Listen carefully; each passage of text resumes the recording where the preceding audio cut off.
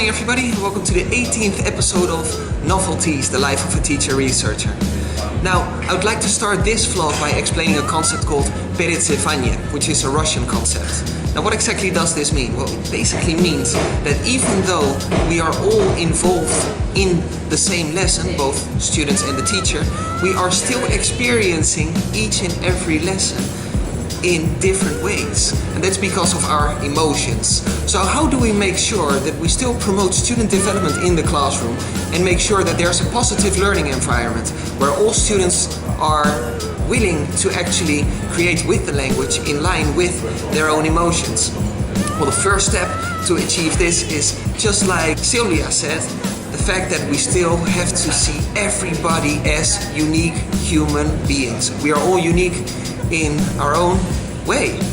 And so in order to enable students to express themselves in the language, we do not have to be the traditional teachers anymore who just stand in front of the classroom and explain their knowledge in order for students to just get it and carry out the same exercises. We need to try to involve emotions in the lesson in order to help students to create with the language, but always in line with their own emotions. But of course, just like Lydia says, that means that we are not teacher machines anymore. We need to try to empathize with the students. And that is exactly what we are going to talk about today. As I invited a very special guest who's a good friend of mine, who's called Kieran Donaghy. Thank you very much for being here, Kieran. A pleasure. And well, you're very well known especially for using film in the classroom. Yeah. But when we actually met each other, which was almost 2 to 3 years ago, you gave a talk on empathy in the classroom, and that talk really fascinated me. Yep. And I think you can help many other teacher researchers as well by answering the following question, which is, why is empathy, according to you, so important with or in English language teaching? Well, empathy, I would say it's important for a number of reasons.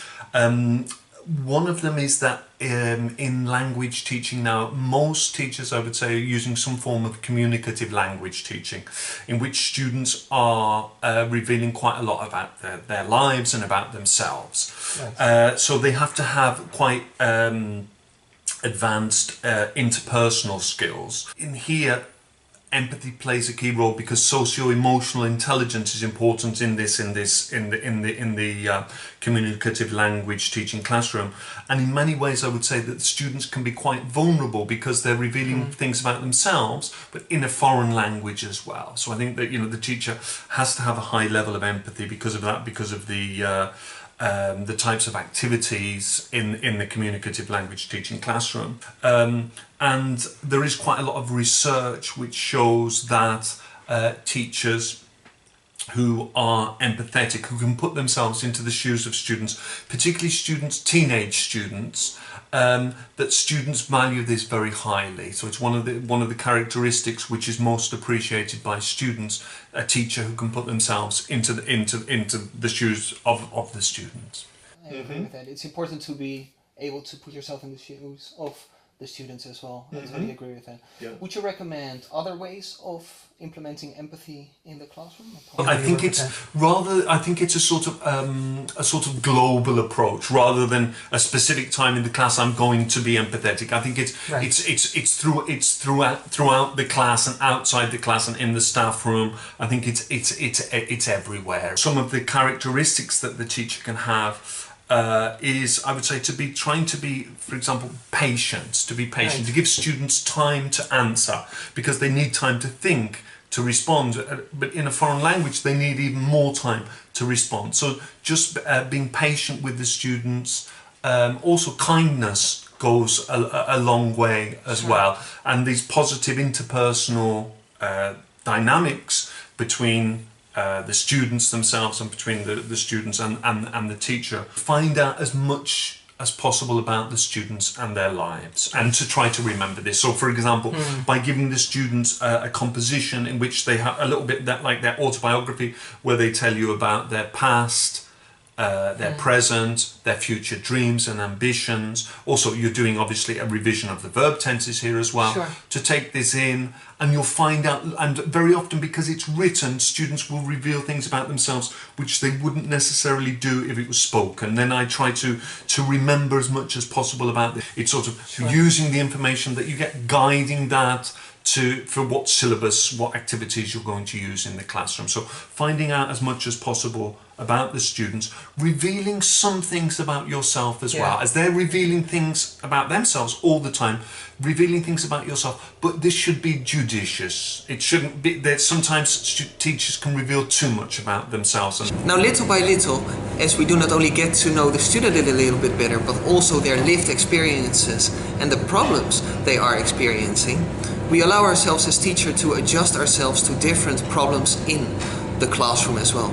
And apart from that, by relating ourselves to the students, another good aspect is the fact that we create deeper human interactions with the students, which at the same time makes the whole learning process a lot more meaningful and significant for the students.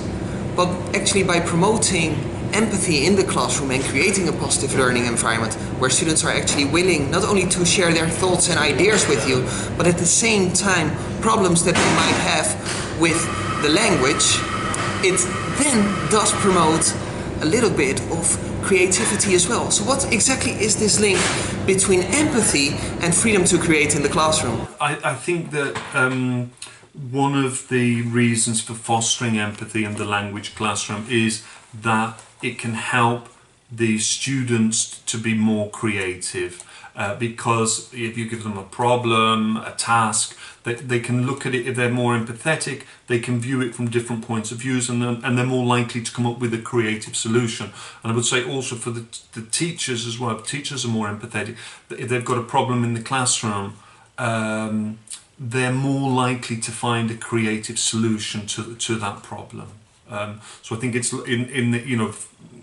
I think the creativity is important in the language classroom, and it is shown that people who are empathetic are more creative, can find more creative solutions to problems. I think that applies in the language classroom as well. That's great, which also implies that it's not the teacher giving the solution to a problem, but you actually involve the students in solving the problem. Absolutely, yeah. So I think it's very much a case of that, of getting things out of the students, and I think that if we can foster the empathy in the classroom, that the students are more likely to come up with creative solutions, and at the same time producing a lot of language, which is essentially what it's all about. Yeah. And therefore we can conclude that empathizing with the students is a key concept when it comes down to English language teaching. Not only because we create a positive learning environment in the classroom where students feel safe and comfortable to create with the language, they also will feel more comfortable when creating their own terms and conditions of the learning process. By promoting empathy and the freedom to create in the classroom, just like ESL teacher Hong Kong says, this becomes also intrinsically motivating for the students. But then again, if we give students a lot of freedom to create, most of the teachers, when actually starting a lesson, before you start, you already have an idea of how you want your lesson to be. And some also create a lesson plan. So how do we combine this freedom to create and spontaneous reactions from the students with our lesson plan or course book? So is there actually space to use these spontaneous contributions in the classroom that we create by means of empathy and the freedom to create? Is there space to get into further detail in order to help these students to express themselves as they want to? Or should we focus on the textbook and make sure that we as teachers complete our goals for that day? That's going to be the question of the week. So please leave a comment either on NovELTies vlog, on Facebook, on The Teacher Researcher at Instagram, or on the YouTube page, The Teacher Researcher. Have a lovely week, everybody, and remember that a great teacher never stops learning. Take care.